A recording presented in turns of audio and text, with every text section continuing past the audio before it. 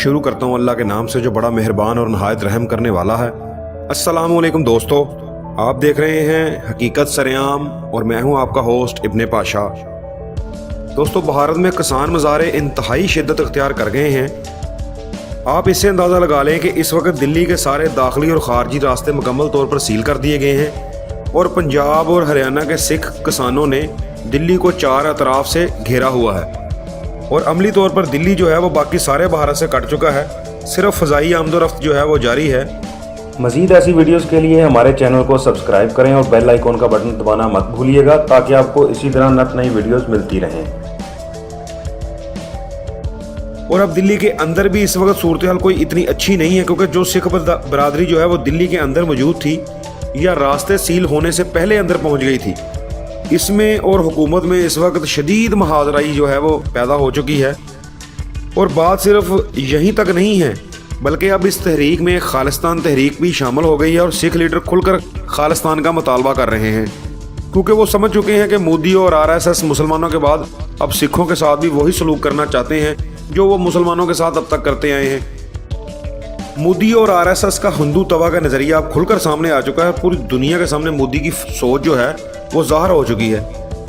मोदी ने अपने ताजर दोस्तों और सरमायाकारों के साथ मिलकर किसानों के माशी कत्ल के लिए जो बिल मंजूर किए हैं, पूरी दुनिया में इसके खिलाफ बड़ा ज़बरदस्त एहतजाज हो रहा है। और सिख कम्यूनिटी जो है वो जहाँ जहाँ भी मौजूद है वो इंडियन सफारत खाने के सामने मुजाहरे और एहतजाज कर रहे हैं।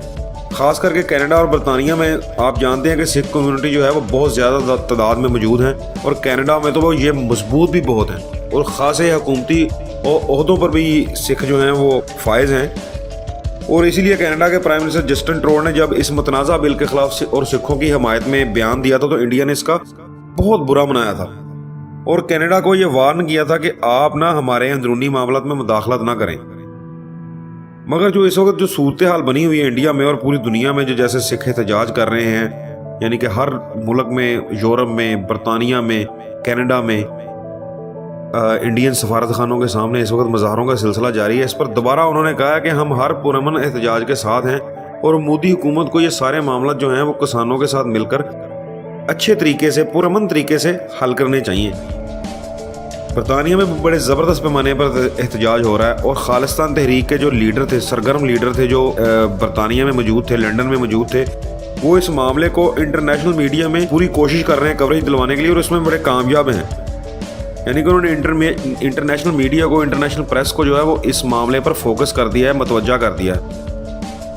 उसमें बड़ी वजह जो है वो सिखों के जो फनकार, गुलकार और एक्टर भी हैं, जिन्हें आप अक्सर पंजाबी फिल्मों में भी देखते हैं, बड़े नामवर एक्टर हैं, वो भी इस एहतजाज में शामिल हो गए हैं। मगर एक हैरतनाक बात यह है कि इंडियन मीडिया जो है ना वो बड़ी बेशर्मी और ढटाई की हद तक इस एहतजाज के खिलाफ रिपोर्टिंग कर रहा है। यानी आप अंदाज़ा लगाएं कि दुनिया में जब भी कहीं इस तरह का एहतजाज होता है तो मीडिया इन मजबूर लोगों की आवाज़ बनता है और उनकी बातों को जो है वो हुकूमती अवानों तक पहुंचाता है, हुकूमत के वज़ीरों को टेबल पर लेकर आता है कि आप इन बातों पर जवाब दें, किसानों की ये जो मुतालबात हैं ये जायज़ हैं, इन पर बात करें, ये आप क्यों नहीं पूरे कर रहे। मगर वो इंडियन मीडिया जो वो आप उसकी बेशर्मी और ढटाई का अंदाज़ा लगाएं कि उसने अपनी सारी तोपों का रुख जो है वो पाकिस्तान की तरफ कर लिया है और इसका इल्ज़ाम जो है, इन जो एहतजाज हो रहे हैं, जो रैलियाँ निकल रही हैं, उसका जो इल्ज़ाम है वो पाकिस्तान पर धरना शुरू कर दिया कि इसके पीछे पाकिस्तान है, ISI है, फ़ौज है, ये करवा रही है।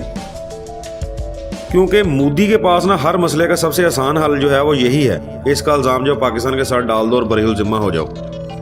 मगर इस वक्त जो इंडिया के हालात हैं, लगता नहीं कि मोदी का पाकिस्तान कार्ड जो है वो चलेगा। सिखों ने ऐलान कर दिया है आज, उन्होंने पूरा भारत बंद तहरीक जो है वो कॉल दे दी है कि पूरे भारत को हम बंद कर देंगे,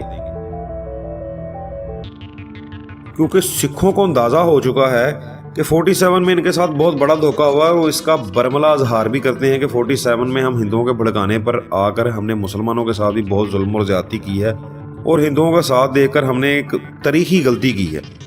ये बातें वो उनके सिख लीडर जो हैं वो आम अपने जो हैं वो मुजाहरे और एहतजाज उनमें कर रहे हैं और उनको बड़ी सपोर्ट मिल रही है सिख बरादरी की तरफ से इन बातों पर। और अब शायद वो इसी गलती को सुधारने के लिए दिल्ली का मुहासरा करके बैठे हैं।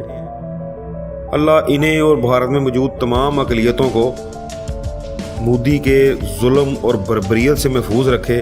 मगर मैं आपको एक बात बता दूं कि आज जनरल हमीद गुल के ये अल्फाज बड़े याद आ रहे हैं कि भारत की तबाही, बर्बादी और उसके टुकड़े टुकड़े होने के लिए मोदी का अकेला होना ही बड़ा काफ़ी है। मोदी खुद ही इसको तबाह बर्बाद कर देगा।